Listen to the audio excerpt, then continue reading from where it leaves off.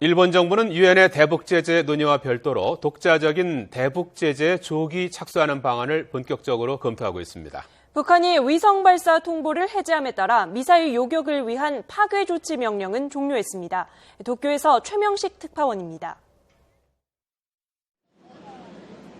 유엔 안보리가 북한 미사일 발사를 강력히 규탄하는 성명을 발표한 데 이어 제재 결의안을 신속하게 채택할 것이라고 밝히자 일본은 환영의 뜻을 나타냈습니다.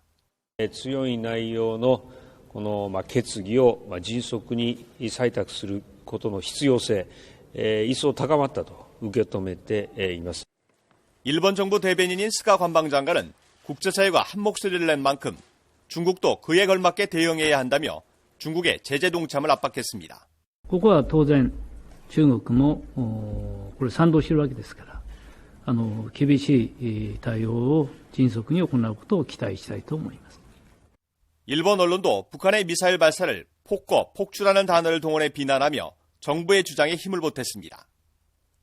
북한의 추가 도발을 막기 위해서는 북한의 생명줄을 쥐고 있는 중국의 선택이 가장 중요하다며 중국의 대북 제재를 촉구했습니다. 그러면서 중국의 미온적인 태도로 유엔의 대북 결의안 채택이 지연될 경우 일본이 독자적인 제재안을 실시하는 방안을 검토하고 있다고 전했습니다.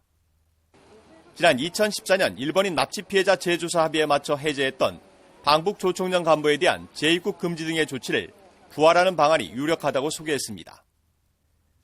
또 재입국 금지 대상자에 핵 미사일 기술자 등을 포함하고 금융자산 동결 대상을 확대하는 것도 검토하고 있다고 덧붙였습니다.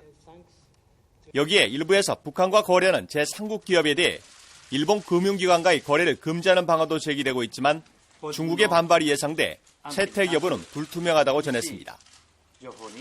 이런 가운데 북한이 7일부터 14일까지 위성을 발사하겠다며 국제기구에 제출한 통보를 해제한 것으로 확인됐습니다. 이에 따라 일본 방위성은 자위대 지대공 유도미사일 패트리엇을 통한 북한 미사일 파괴 조치 명령을 종료했습니다. 도쿄에서 YTN 최명신입니다.